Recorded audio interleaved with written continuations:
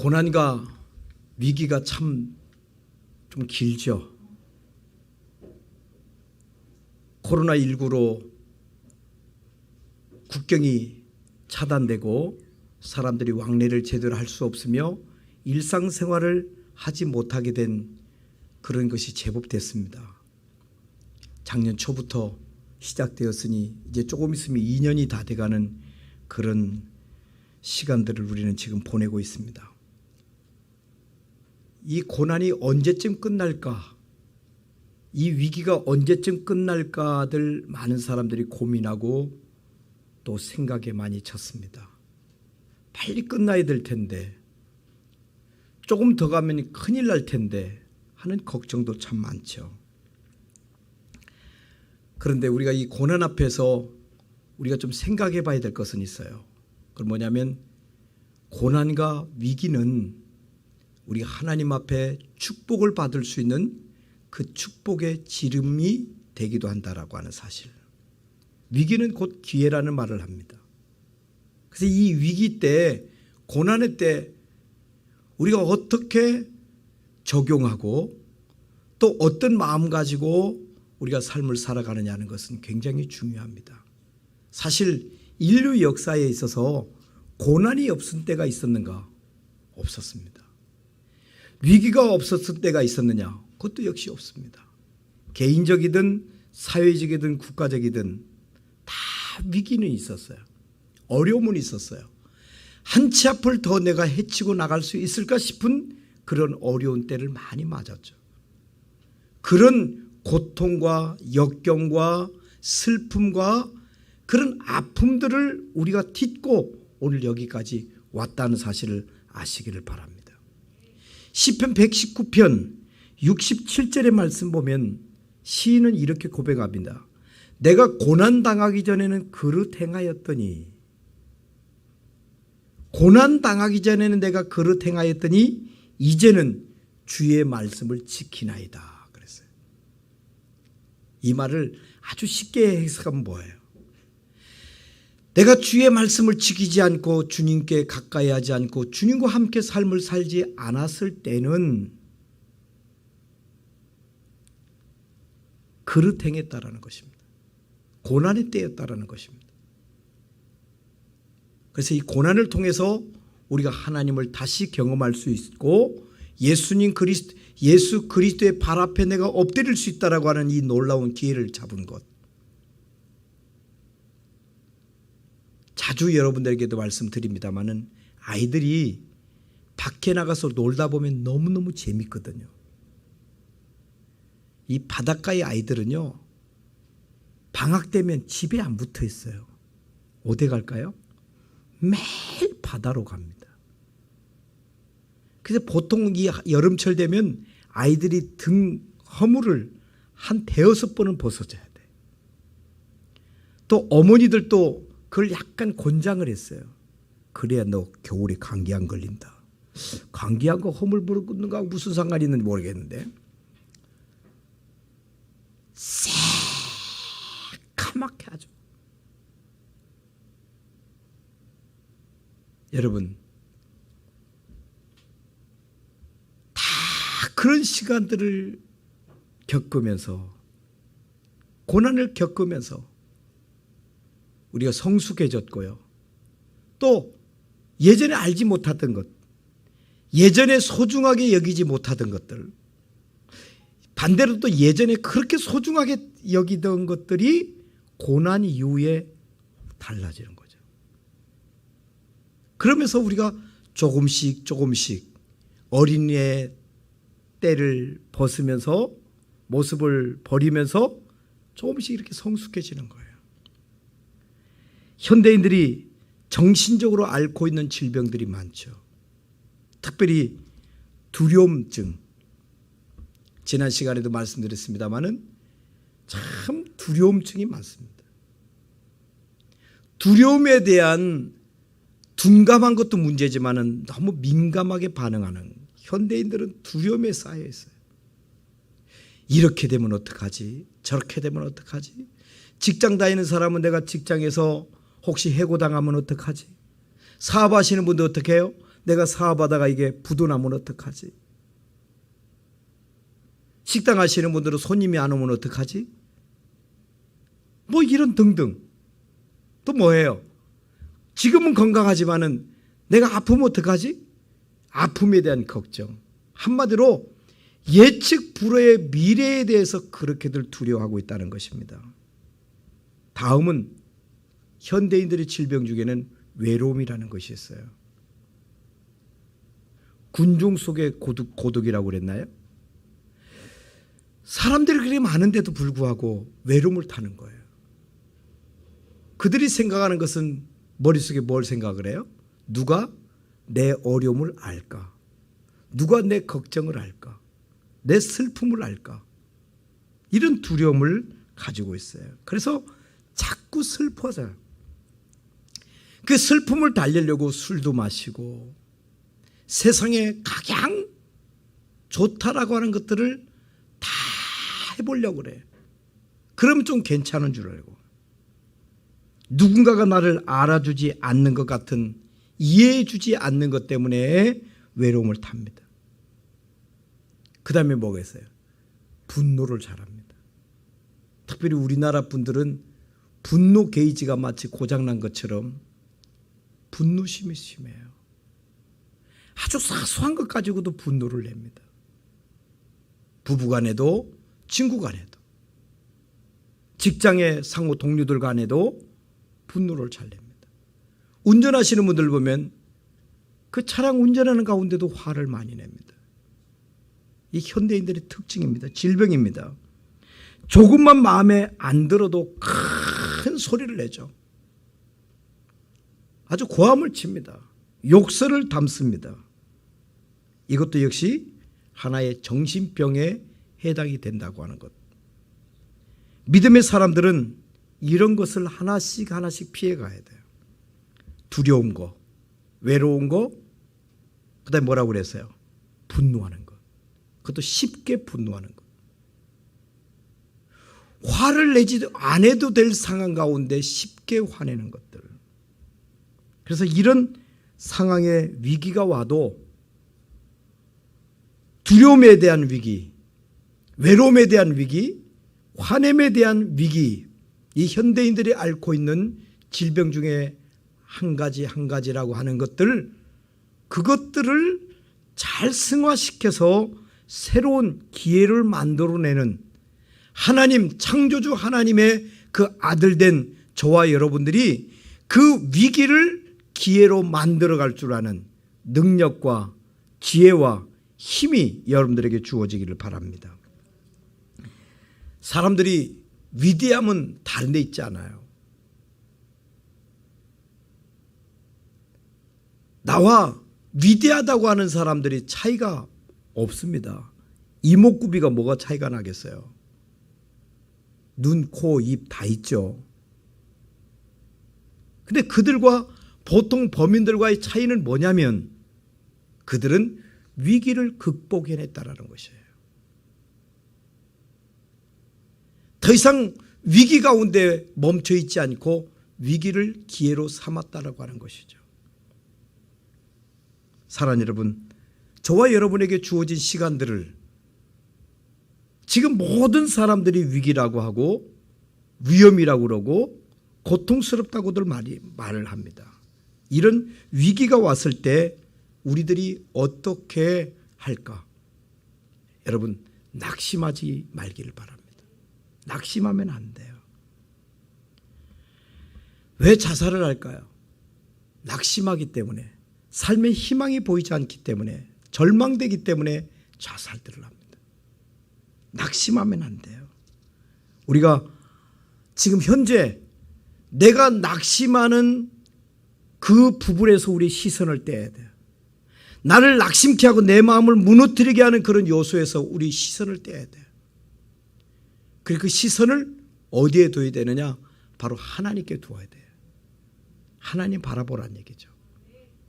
예수 그리스도를 바라보라는 얘기죠. 자꾸 안 되는 곳, 나를 힘들게 하는 것, 내 삶을 무너뜨리게 하는 것들을 자꾸 바라보지 마세요. 거기에 머물러 가지 마세요. 그게 어떤 자리라도 괜찮아요. 그 자리를 박치고 나가야 돼요. 박차고 나가야 돼요. 우리는 가까운 곳에 보면서 실망하고 좌절할 때 우리는 먼 곳을 볼 줄 아는, 시야각을 좀 넓힐 줄 아는 우리의 삶을 살아야 됩니다. 아브라함들 보십시오. 아브라함 보십시오. 아브라함은 갈 바를 알지 못했어요. 내가 어디를 가지? 나이는 들었죠. 하나님이 가라고 하는데 어디로 가야 돼? 갈 바를 알지 못해요. 그런데 하나님이 내가 내게 지시할 곳으로 가라니 아브라함은 이해가 되지 않고 받아들이기 힘든 그런 상황 가운데 하나님의 말씀 듣고 앞으로 나갔다. 그게 믿음의 사람의 특징이에요. 믿음의 사람은 하나님의 그 모습을 보며 하나님의 음성을 들으며 하나님께 나가는 그런 특징을 가지고 있습니다. 그 다음에 믿음의 사람들이 위기와 어려움 속에서 뭘 할 수 있어야 되냐면 기다려야 돼요. 우린 기다림에 좀 부족해요. 뭐든지 빠르게 뭐든지 빠르라고 그래요. 심지어 요즘 노래도 왜 그렇게 빠른지. 분명히 가수들이 한국말로 노래 부르는데 못 알아듣겠어요. 너무 빨라서. 좀 기다릴 줄 아는, 좀 여유를 갖고 우리의 삶을 살아가는 그런 모습들이 있어야 될 것입니다.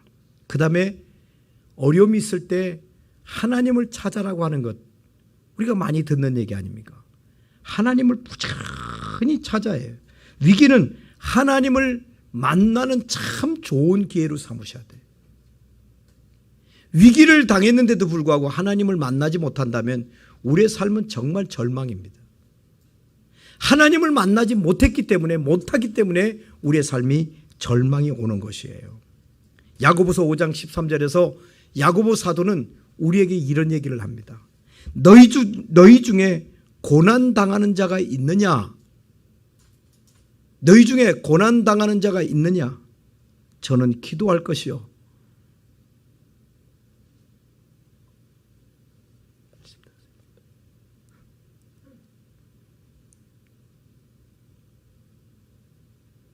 너희들 중에 고난당하는 자가 있느냐? 저를 좀 보셔야 돼. 여러분 딴 데 보면 자꾸 졸려요. 말씀 듣는데 집중하셔야 돼요. 요즘에 제가 인터넷 생방송 때문에 제가 다른 소리를 잘 안 하려고 애를 쓰는데 조금 흐트러지는 모습이 좀 보여요. 말씀 들으러 와서 말씀을 제대로 못 듣고 가면 아무 의미가 없어요. 저 뒤에서 분을 났다 해도 나는 말씀 들어야 돼. 그런 마음을 가지고.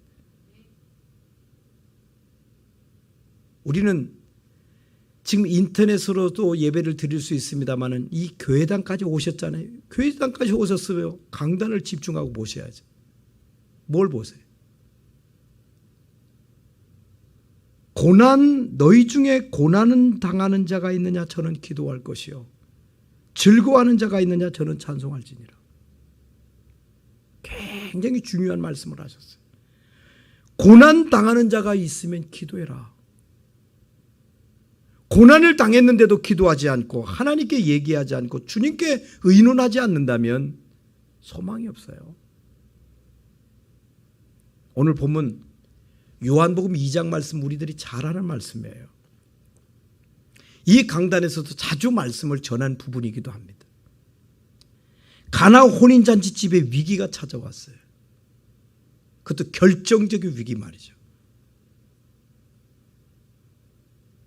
지금 결혼식을 하는 혼인식을 치러야 될 이 집에 포도주가 떠들었어요.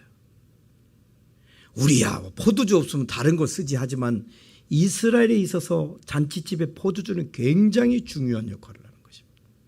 있어도 되고 없어도 되는 그런 옵션이 다른 것으로 대체할 수 없는 굉장히 중요한 것들입니다. 그 다음에 유대인들의 결혼식은 우리처럼 하루 만에 끝나는 게 아니에요. 거의 한 주간 이상을 하객들을 초청해서 대잔치를 하는 것이 유대인들의 결혼 풍속이에요. 일주일 동안 손님을 치료해야 되는데 포도주가 떨어졌어요. 이 보통 민감한 일이에요. 어디 사올 수도 없어요. 구해올 수도 없어요. 큰일 났어요. 이때 우리 예수님의 어머니가 되는 마리아가 예수님에게 말합니다. 이 집에 포도주가 없다. 어떡하지? 이 결혼식 집인데, 혼인을 치러야 되는 집인데 포도주가 떨어졌어. 예수의 어머니 마리아가 예수님께 말을 합니다. 이것은 하나의 엄청난 큰 위기, 큰일 날 거 아니에요. 큰일 난 거. 어떡하지 발을 동동동동 우리고 이거 어떡하지 하면 생각해 보세요. 지금 뭐가 안 잡히는 큰일 날 상황, 위기. 이 잔치집의 위기, 포도주가 떨어졌다. 결정적인 위기.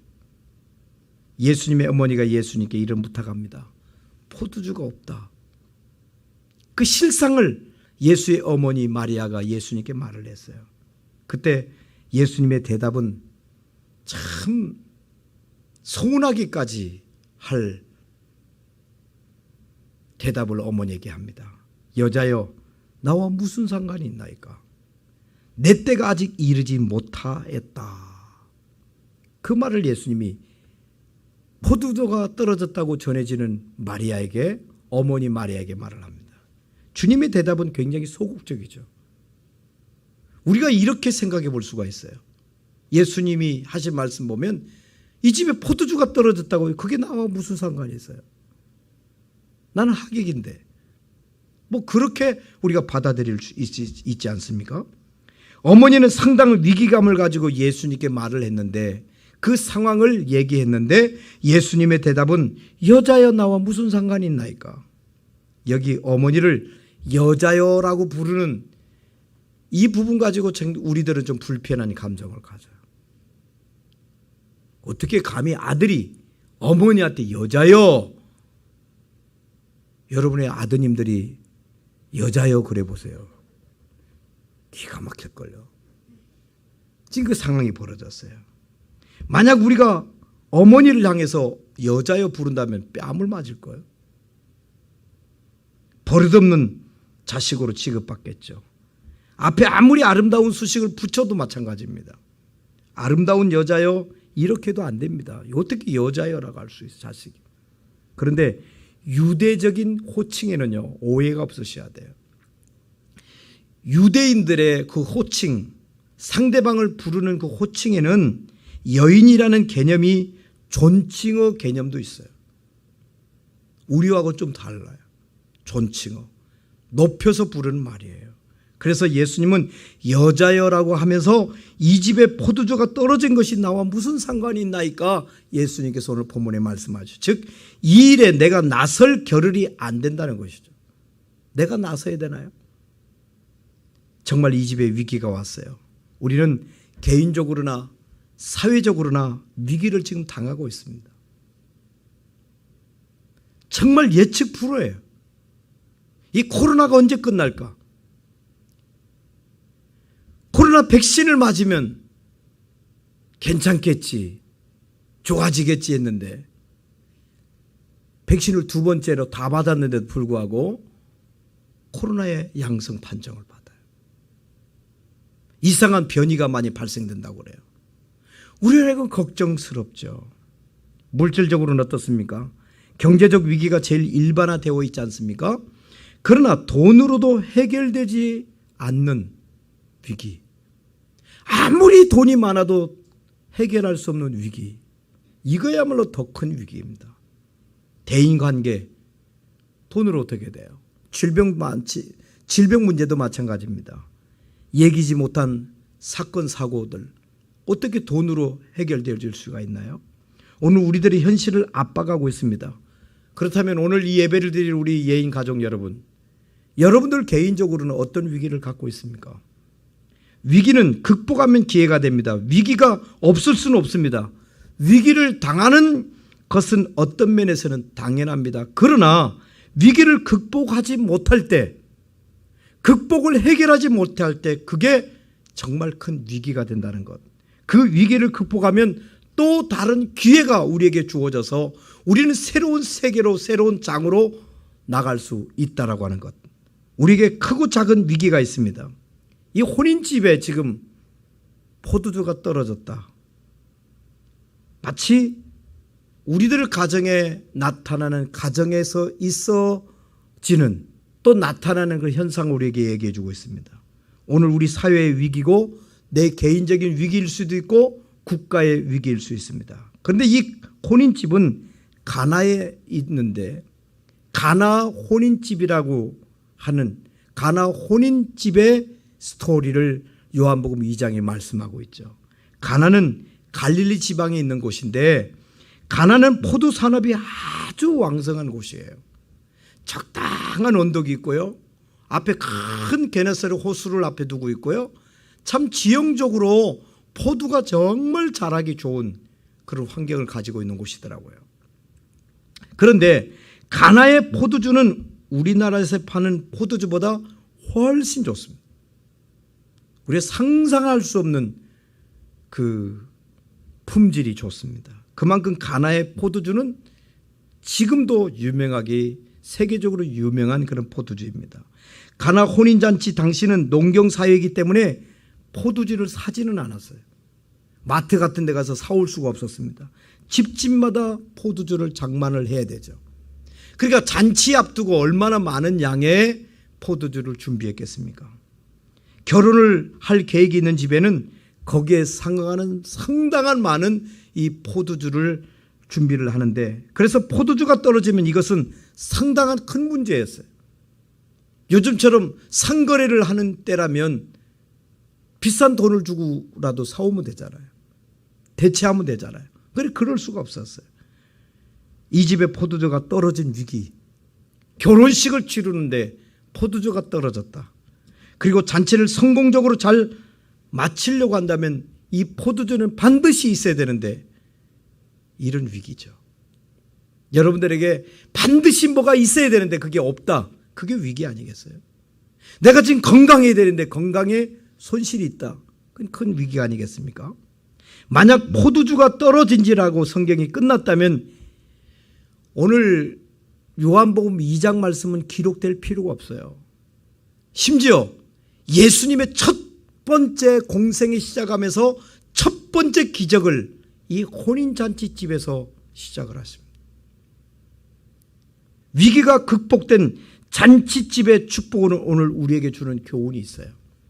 위기를 극복하는 비결 몇 가지를 여러분들에게 소개해드리면서 오늘 우리들도 우리에게 주어진 위기를 이렇게 극복하고 해결하고 복을 누릴 수 있는 성도들이 될 수 있기를 바랍니다. 먼저 위기를 극복하기 위해서는 예수님을 찾고 예수님과 함께 해야 돼요. 예수님 없는 삶은 아무것도 아니에요. 오늘 본문에 보면 포도주가 떨어진 이 잔치집에 예수님이 계셨죠. 그게 복이에요. 우리의 가정에 예수님이 계시잖아요. 예수님이 계신 것만큼 더 큰 축복이 없어요. 예수님 없으면 정말 아무것도 아닙니다. 예수와 그 제자들도 혼인잔치에 청함을 받았지 않습니까? 아마도 이 집에 평소에 예수님과 친분이 있었던 집인 것 같아요. 그래서 지인을 불렀어요. 예수님이 오셨어요. 예수님의 어머니도 거기에 초대를 받았고 예수와 제자들도 그 집에 초대를 받아 혼인집에 참석을 했습니다. 다행스러운 것은 포도주가 떨어진 그 현장에도 예수님이 계셨다. 그 시간에도 예수님이 계셨다라고 하는 것이에요. 예수가 그 위기의 현장에 함께 계셨다. 이것이 위기를 극복하는 결정적인 요소입니다. 그래서 저와 여러분의 심령 속에 우리의 가정에, 우리 교회에, 이 사회에, 이 국가에 예수님이 계시다면 해결되어질 줄로 믿습니다. 여러분, 지금 여러분의 삶의 현장에는 주님이 오시기에 힘든 혹시 장애물은 있지 않습니까? 그걸 거둬야 돼요. 주님, 내가 환영하오니 오시옵소서, 오시옵소서. 예수님을 늘 내 삶 속에, 우리 가정에 환영해 드려야 돼. 내가 문 밖에 서서 두드리노니 네가 문을 열면 내가 너에게로 들어가리라. 혹시 예수님과 우리 사이에 막힌 문이 있습니까? 우리가 문을 열어드릴 수 있어야 돼요. 예수님을 영접할 수 있어야 돼요. 인생들이 위기를 얼마나 당합니까? 그러나 그 위기의 자리에 살아계신 예수님이 계시다면 더 이상의 문제는 문제가 되지 않을 것입니다. 그 자리에 예수 그리스도가 없으므로 우왕좌왕하고 온갖 몸부림을 치다가 멸망으로 가면 큰일 납니다. 더 이상 당하지 마시고 두려움이 왔을 때, 염려스러움이 왔을 때 이거 아닌다 싶을 때 얼른 예수님께 오는 거예요. 예수님을 환영하고 예수님을 초대하는 거예요. 그 다음에 두 번째 위기를 극복하는 비결은 순종입니다. 순종. 순종은 믿음보다 앞서야 돼요. 하나님의 말씀에, 예수님의 말씀에 제대로 우리가 순종을 할 줄 아는 사람들. 어머니가 하는 말을 잘 들어보십시오. 5절에 그의 어머니가 하인들에게 이르되 너에게 무슨 말씀을 하든지 그대로 하라. 이 장면을 가만히 주목해 보면 처음에 어머니가 예수님께 포도주가 없다고 보고를 했잖아요. 얘기를 했잖아요. 그러나 예수님은 냉담했습니다. 포도주 떨어진 것과 예수님이 상관없다고, 나와 무슨 상관이 나이까? 예수님 말씀하셨죠. 그러나 어머니는 믿고 있었습니다. 무엇을요? 이 문제는 마침내 해결해 주실 것을 믿고는 예수님이 반드시 해결해 주실 거야. 그 믿음을 갖고 하인들에게 당부합니다. 뭐라고요?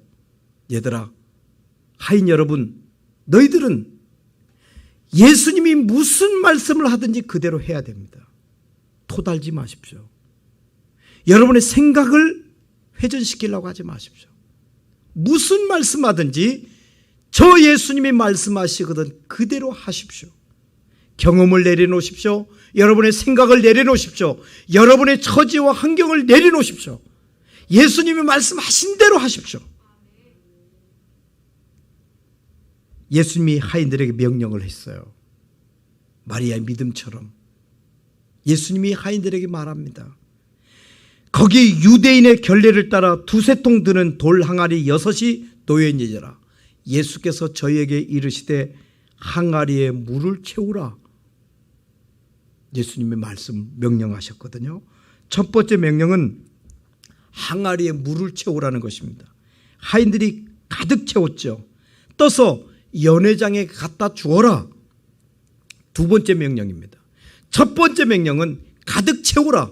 두 번째 명령은 갖다 주어라. 연회장에게 떠서 갖다 주었더니 물이 포도주가 되었다라고 하는 것이 오늘 요한복음 2장에 있는 말씀이에요.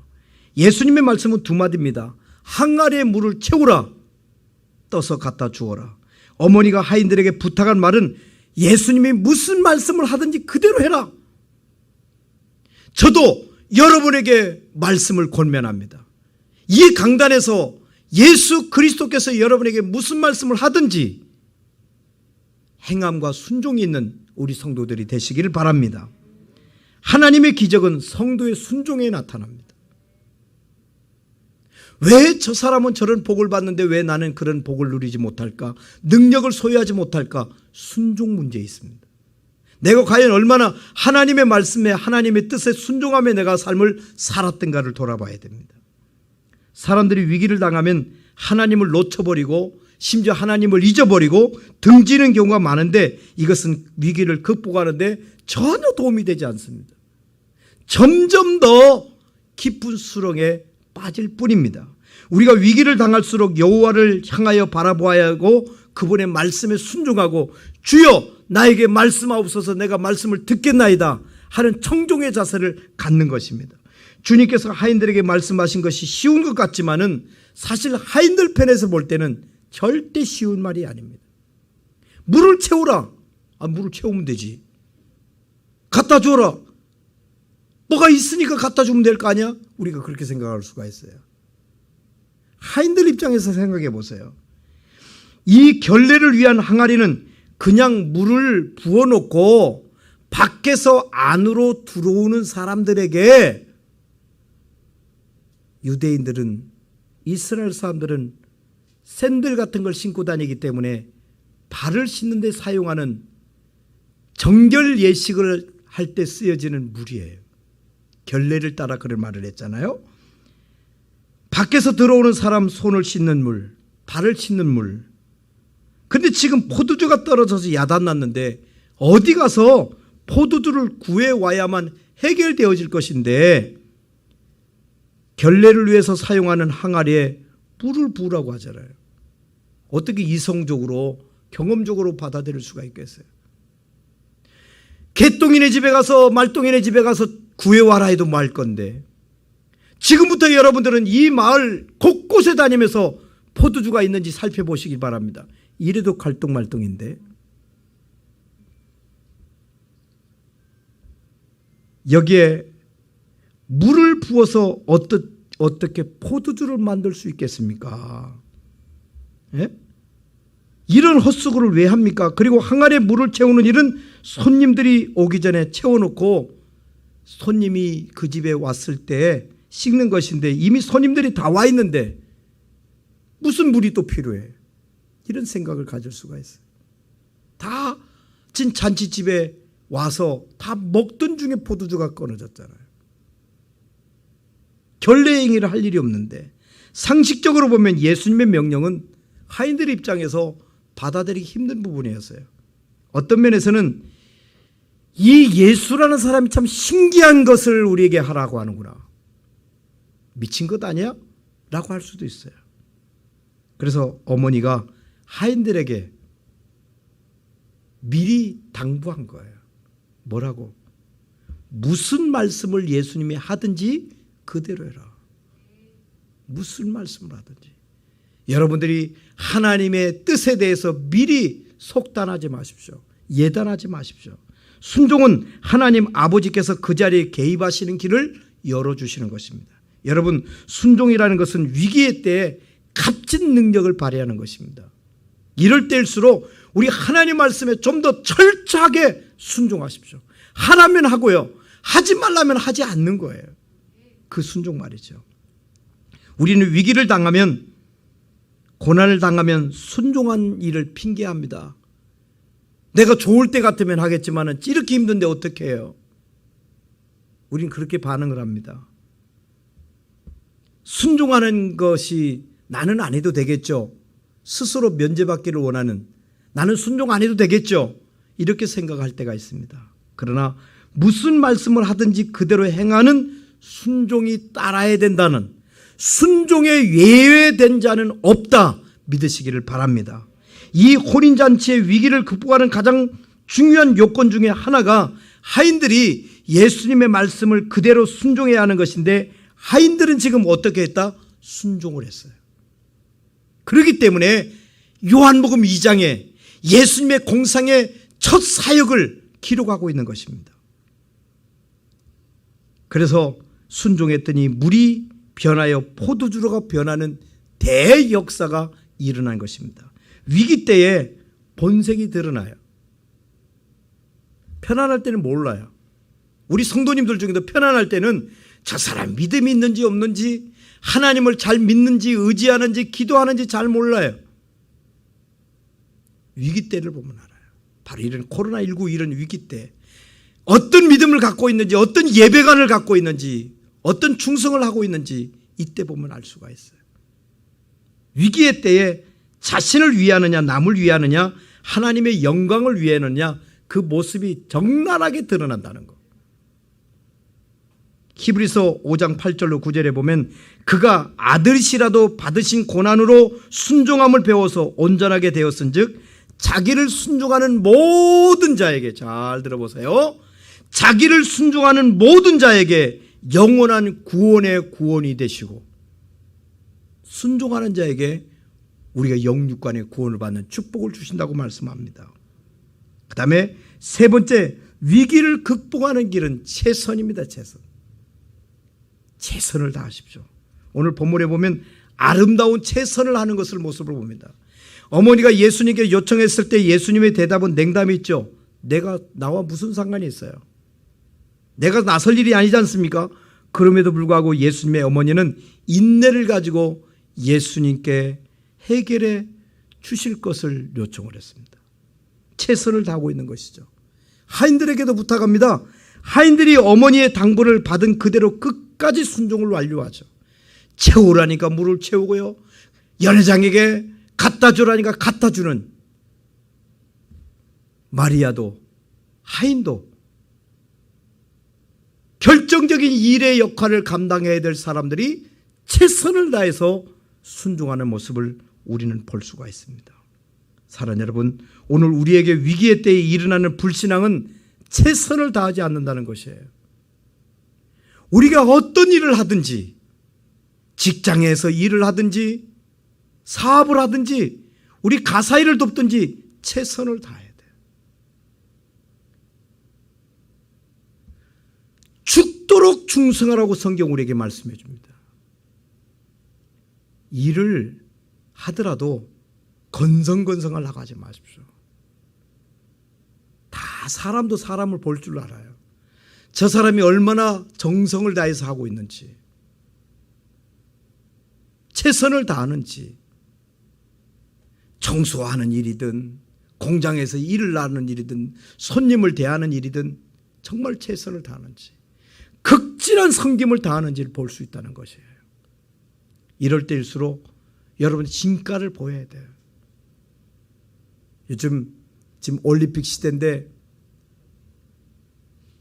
오늘 뉴스 리포트에 보면 아주 야구 선수들이 아주 질타를 받고 있어요. 올림픽 정신에 패자에게도 박수를 치잖아요. 패자에게도. 근데 유독 패자에게 박수는커녕 아주 야유를 퍼붓는 종목이 야구예요. 왜? 모든 올림픽에 출전하는 선수들은 거의 아마추어로 구성이 되어집니다. 선수층이. 근데 지금 야구만, 유독 야구만 거의 프로 팀에 있는 선수들이 뛰는, 물론 골프도 그렇습니다만은 야구의 선수들이 몸값이 비싼 이 선수들입니다. 이 선수들이 최선을 다하지 않은 모습을 중계를 통해서 본 거예요. 그 차라리 오늘 뉴스, YTN 뉴스 리포트에는 오히려 상대편을 응원했다. 최선을 다해서 진 사람들은 박수를 받습니다. 더더욱 이번에 야구의 메달이 3개잖아요. 금, 은, 동. 몇 개 나라가 출전했게요? 나는 진짜 많이 출전한 줄 알았어요. 저도. 근데 출전한 나라가 6개 나라예요. 동, 은, 금, 은, 동 3개 받으면 3개 나라는 못 받아요. 50% 아니에요? 3, 4위전에도 우리가 쳤어요. 그러다 보니 지금 아주 질타가 만만치 않아요. 최선을 다한 모습을 보였다면 왜 우리나라 관중들이 이제 수준이 얼마나 높아졌는데요. 예전에는 은메달 받으면 박수 안 치고 은메달도 얼마나 큰 건데요. 근데 상당히 수준이 좋아졌어요. 근데 선수들이 최선을 다하지 않았을 때 박수를 못 받습니다. 우리 직장에서도 그래요. 직장 상사들이, 동료들이 볼 때 저 사람이 얼마나 이 직장에 그냥 시간만 때우고 있는 사람인지, 정말 자기 일처럼 최선을 다하고 있는지 봅니다. 눈 가리려고 하지 마세요. 최선을 다하면, 우리가 무슨 일을 하든 최선을 다하면 우리에게 좋은 기적 같은 일이 일어난다는 사실을 아시고, 오늘 요한복음 2장에 등장하는 인물들이, 하인들이 예수님의 어머니조차 최선을 다하는 모습을 봐요. 말씀을 맺도록 하겠습니다. 위기를 극복할 때 우리의 최선, 순종, 이 정신을 잊지 마시고, 오늘 요한복음 2장에서 우리에게 소개해주고 있는 지금 우리에게 당면한 이 위기를, 지금 닥친 위기를 진정 새로운 기회로 만들기를 원한다면 최선을 다하시고 순종하시고 하나님 바라보시고 하나님을 모셔드리며 삶의 승리를 이뤄내는 우리 성도님들 되시기를 바랍니다. 기도하겠습니다. 하나님, 오늘 우리에게 주신 이 말씀은 너무나도 많이 들었고 잘하는 말씀으로 우리가 생각할 수 있습니다마는 우리의 이 말씀 앞에 우리가 얼마나 순종과 하나님께 대한 최선을, 말씀에 대한 최선을 나는 다하고 있는가 돌아볼 수 있는 시간 되게 해주시고, 위기 앞에 절망하고 위기 앞에 슬픔만 하지 않게 하시고 오히려 위기를 극복해서 새로운 기회를 만들어낼 수 있는 하나님의 위대한 승리자들, 예수 믿는 사람의 영향력을 바라며 살 수 있는 우리들 되게 해 주옵소서. 오늘 교회의 위기, 이 사회와 국가와 가정의 위기, 6대륙에 펼쳐진 이 코로나19 이 위기 상황 가운데 우리가 잘 극복해서 하나님의 영광을 드러내고 하나님의 복을 누릴 수 있는 우리 모두들 되게 해 주옵소서. 예수님의 이름으로 기도하옵나이다. 아멘.